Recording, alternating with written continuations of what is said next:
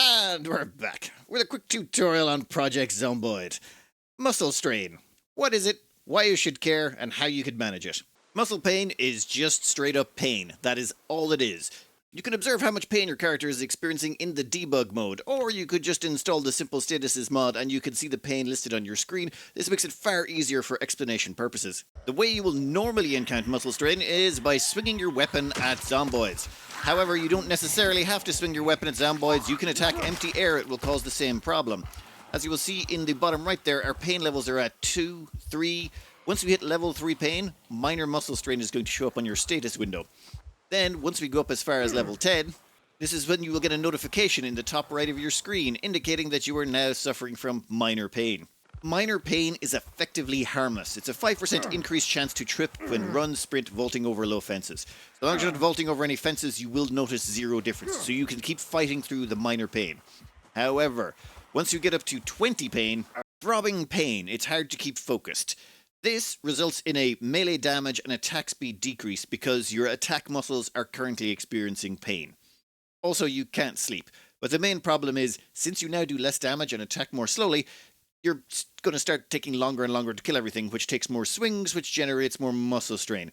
It is generally advised heavily at this point to just stop fighting, run away, disengage if you can, unless there's only 1 or 2 left. However, all you really want to know is how many times can you swing your weapon before muscle strain is going to force you to stop, and what you can do to increase the amount of times you can swing it before it becomes a problem. First and probably biggest one is strength. The more strength you have, the more swings you can take. Second up, we've got the weapon itself. If you have a proficiency in that weapon class, it reduces the muscle strain. Thirdly, the weapon itself. The heavier the weapon, for example, the fire axe is quite a great weapon, but it is rather heavy at 3 encumbrance. This makes it generate a lot more muscle strain than a weapon that weighs 2. Don't panic, this is fine, very straightforward. What we've done here is taken a crowbar, which weighs 2, and then we have set our character to have 0 weapon skill and 5 strength.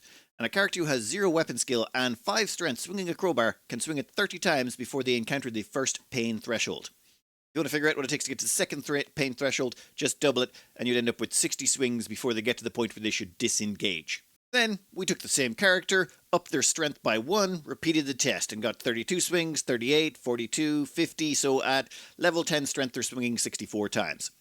Then on this axis, we started increasing their weapon proficiency. So, for example, you started a character with a +2 to strength, bringing up to 7. You also gave them the baseball trait, so they start with 1 in long blunt. They would be able to swing the exact same crowbar 40 times before they encountered the same pain as a starting character who didn't have any of those traits. At the same time, bear in mind, you'd have to double this to get to the point where they actually have to stop, so they could get off 80 swings in a row before they would need to stop because of the pain. First and biggest takeaway, never, ever, ever start a character with no bonuses in axe or strength and try and get them to use a fire axe. Namely because after 20 swings, you're going to hit the first pain threshold. After 40, you're going to hit the second. And then you're going to run into the next problem. How long does it take to recover?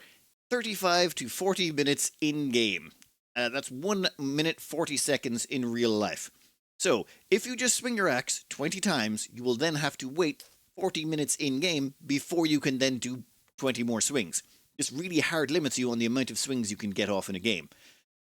This results in this horrible spiral for some people who end up trapped. You have weak skills in axes, and it takes you a long time to actually recover from each swing. Therefore, it's really hard to level up the weapon, because the only way to level up the weapon is to swing it at zomboids and kill a bunch of them. But it takes you so long to recover from the swinging that it's going to take you forever to crawl up the necessary numbers, meaning you're trapped in this horrible loop. Bottom line, if you're using a weapon with 3 weight, and you have 0 skill in the weapon and no bonuses to strength, don't. Switch to another weapon. You're in too much trouble. Your best bet would be maybe switch to a hand axe. I only did a few numbers on these because effectively we can get a good grasp from up here of what's going on.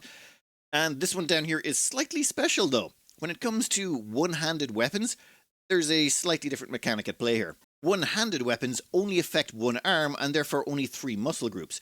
And since pain is done on the muscle groups that are affected, what happens is you can do more damage to that arm before you eventually have to stop, because you're only hurting 1 arm instead of 2. There is more pain in that 1 arm, but since that arm, all that pain is concentrated in 3 parts of your body as opposed to 6, you can actually chop for longer. Meaning, even though the hand axe and lead pipe weigh 1.5, which is only slightly less than the crowbar, and you're using it with one hand, you can still get off 35 swings as opposed to 30 at the lower levels. However, this does mean you've put extra pain into the arm, so the arm takes longer to recover, which means you will have to wait 60 in-game minutes, or an hour in-game, which is 2.5 minutes in real life, to recover from all that pain before you can go out and do 35 more strikes.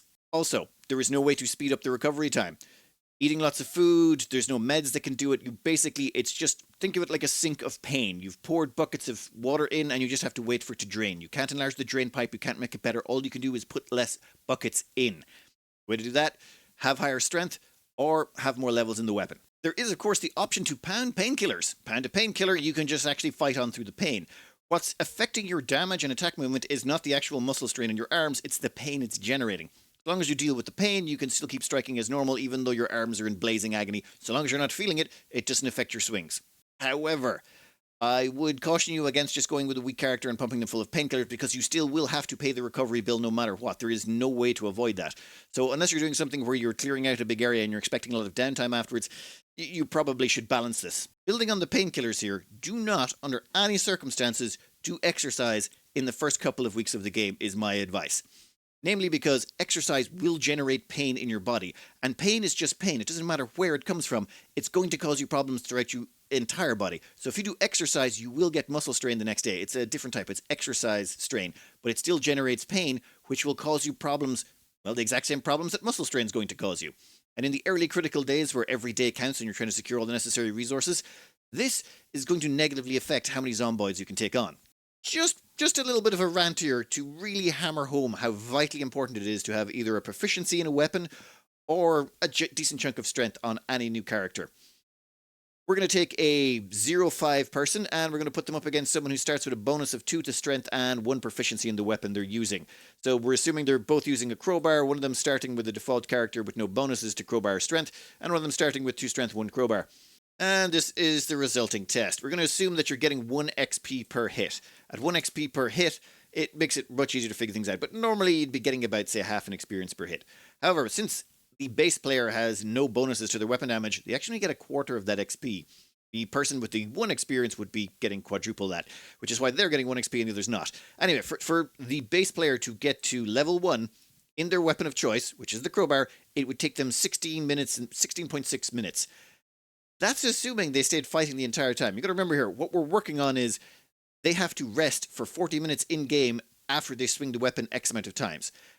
They cannot literally swing more than that because their character cannot recover any faster than that. So this is the fastest they could ever get to that level. Now, normally you would actually have only about half an XP per hit, so realistically, they're looking at about 30 plus minutes of straight-up fighting, as much as they could, before they'd be able to get to level 1.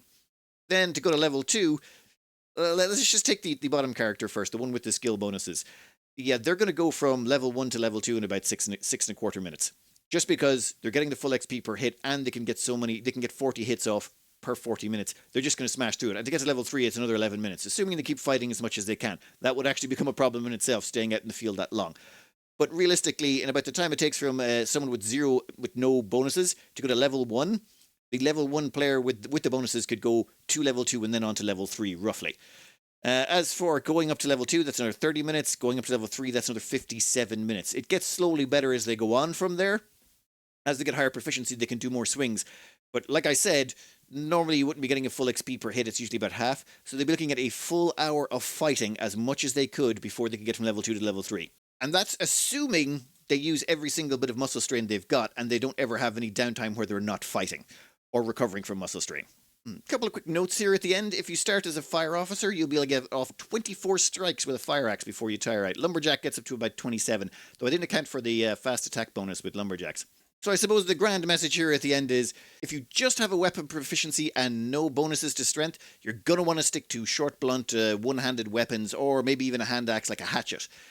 If you want to use two-handed weapons that are light, you could probably get away with just weapon proficiency and slowly grind it up, but it will take you a lot of time. And if you want to do a lot of zomboid killing, like in a reasonable time frame, you're going to need at the start to take strength. There is literally no way around it.